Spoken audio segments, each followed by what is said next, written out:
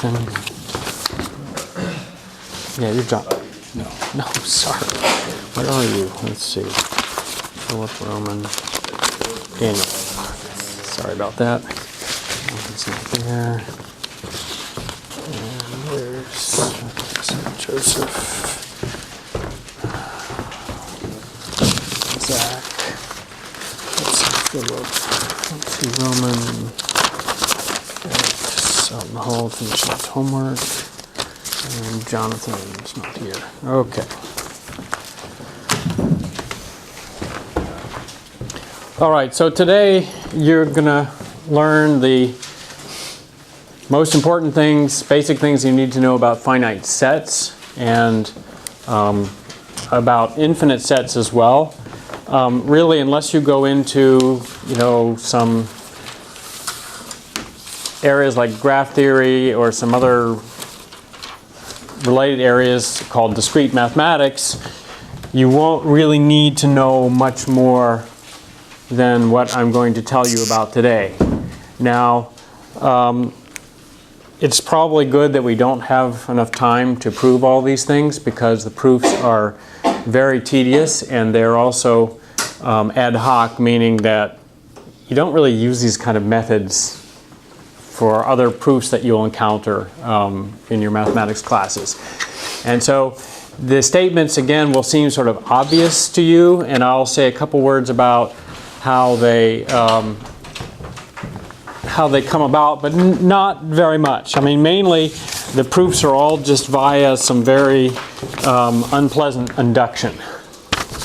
Okay, and you're of course welcome to read them, and if you are planning to do some discrete math type things, then you may be interested in working a little bit further. All right, so, and none of this is going to be on the test, but like I said, this is just, and again, these statements should be fairly sort of obvious to you, except maybe the fact that they're different sizes of infinity, which we're going to get at later, because that wasn't obvious to people, mathematicians, until the 19th century. And Cantor discovered this nice simple argument that I've even told the high school students before, okay, that there are different sizes of infinity. It was really upsetting to a lot of people though, right? They didn't really like that idea. And he was sort of vilified, which, again, I mean, it's reality, folks. I mean, why vilify somebody? But he ended up, I guess, in an insane asylum because he felt like he wasn't appreciated or something. I don't know, I'm not a psychiatrist. So. At any rate, two sets, A and B, are said to have the same cardinality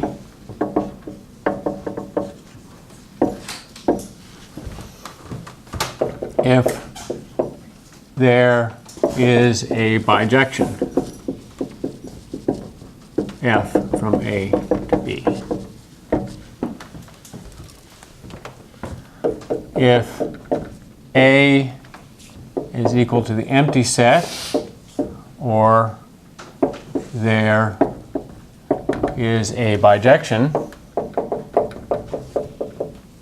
F from A to 1 to n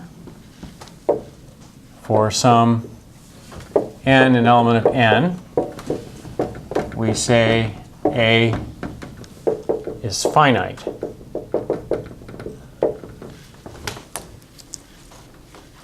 And so we write cardinality of A equals 0 if A is equal to the empty set, and cardinality of A equals n otherwise. Again, all this is in the case when it's finite, okay? Then we'll, the empty set is cardinality 0, and otherwise, if you have this bijection there, then you say it has cardinality n. Now, hopefully you're all, I know this sort of seems clear, right? And what are you doing here with this bijection? You're basically assigning a one-to-one onto function to the numbers 1 through n, meaning you're basically counting them, okay? And the fact that it's a bijection says that you're using all of the numbers from 1 to n, right? And then you're not counting anything in here twice with the same number. Okay, so bijection is just telling you that you have this one-to-one correspondence, so you can imagine, okay, whatever goes to 1, you're counting that as number 1. Whatever thing in here goes to 2, you're counting that as number 2, and so on, okay? So, but there are basic questions that you, hopefully, you should feel a little uneasy about some things now, because, for example, how do we know this is sort of a well-defined concept? That is, we can't have a set A which has cardinality M and cardinality N for different M and N. Okay? Now you say, well, it's obvious, but remember what obvious means in this class, that you have to write a proof of it in one line, and believe me, there's no one-line proof to that. Okay, this requires some work, and obviously the way to do it is something involving induction, right? Because here's your N, right? But it's actually somewhat complicated.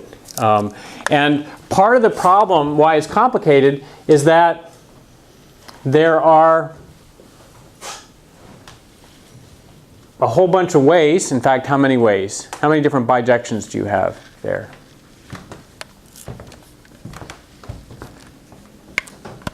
Anybody guess? Well, let's see. 1 has to go to something.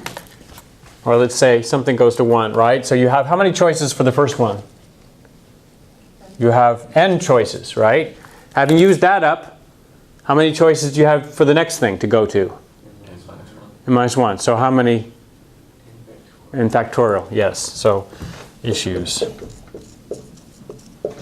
Okay, so is C of A equal n and C of A equal m possible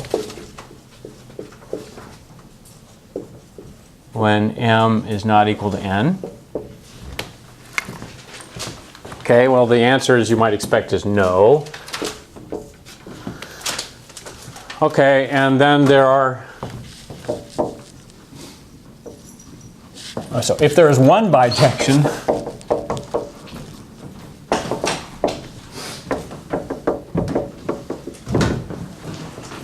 f from A to up to n, there are n factorial bijections.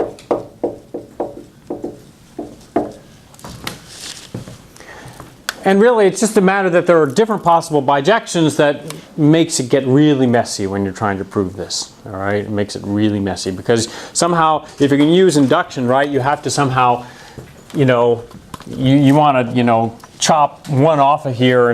But the problem is that if you have a couple bijections, there might be. You might be sort of missing different pieces of this with your bijection. Okay, so there are a lot of issues. It's very tedious.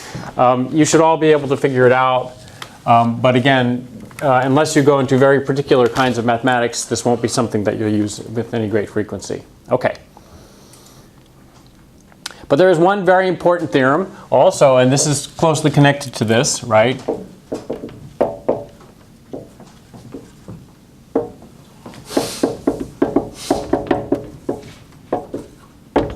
And it says the following, and again, this, I think you'll be able to tell me very quickly what the statement of this theorem is, or at least you'll be able to finish it up for me, right? But again, the proof is tedious and unpleasant. Okay, so, well, I don't know, depends on your perspective whether it's unpleasant or not. To me, it's unpleasant. Okay, so let A and B be finite sets. And this is actually related to the disjoint union lemma. Remember that guy way back in the beginning, all right, how you can write things out? So let's have a look at that. Then if we take the cardinality of A union B, okay, so let's draw a picture. Usual Venn diagram.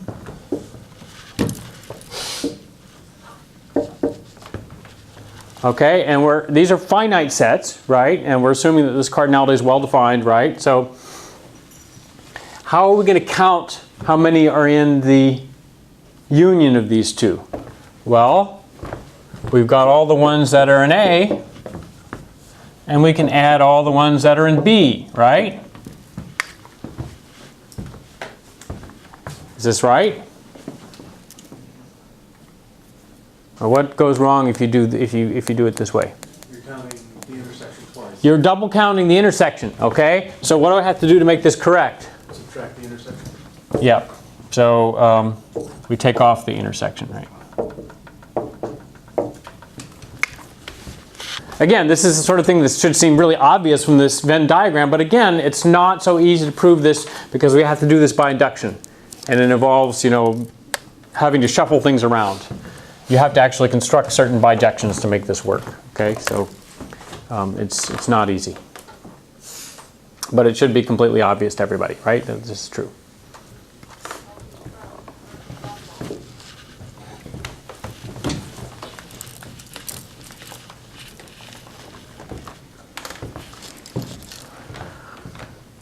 Now this, so actually this has an extension, right? So for example, what if A and B are disjoint? Good review word, right? From what we had earlier. What happens if A and B are disjoint?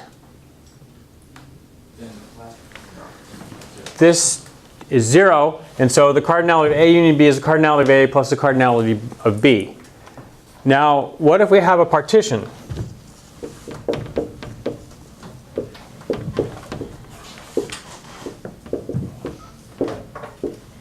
Suppose we have a collection of sets, right, and these partition as set A. Okay, so remember, what is a partition? Again, we got that just last time, right? It's connected to equivalence relations. If this is a partition of the set, what are we doing to A?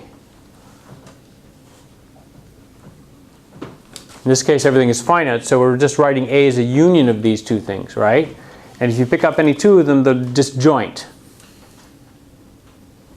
Okay, so then how should we be able to write the cardinality of A if those are all disjoint, as is the case with a partition, in terms of the cardinalities of the subsets of the elements of the partition? Just add them up, right?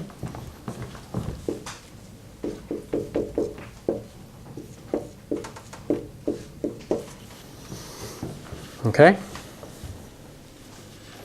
So everybody see this is an extension of this idea, right? So this is what happens when you have two disjoint ones, right? If you partition it into two disjoint subsets, right? Then the cardinality of the union of the original set, which is the union of those, is going to be the sum of the cardinalities of the two sets. This is an extension that if you have a set A and you divide it up into M subsets, then the cardinality of the whole thing, as long as it's a partition, right? The cardinality of the whole thing is just the sum of the cardinalities. All right, does that make sense to everybody? This, again, should sort of be obvious. But this is actually very important to the following, we'll just call this the main corollary.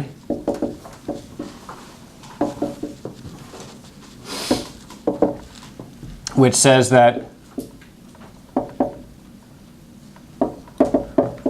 if A and B are finite sets of the same cardinality,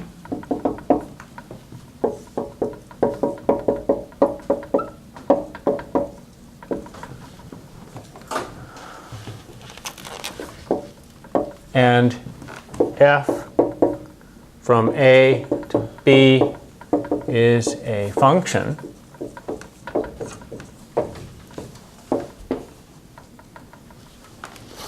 well, we've got two options for this function.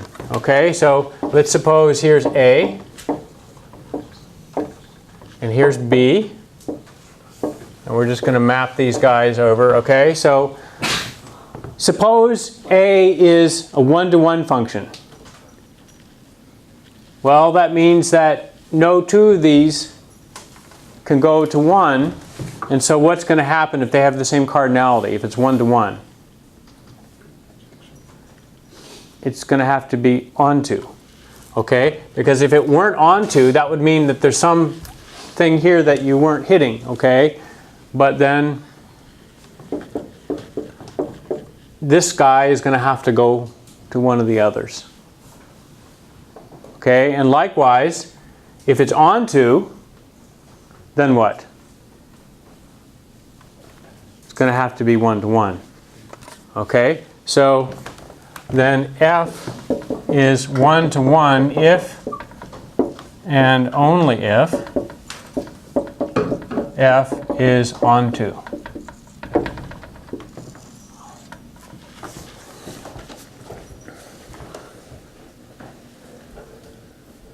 Okay, if they have the same cardinality.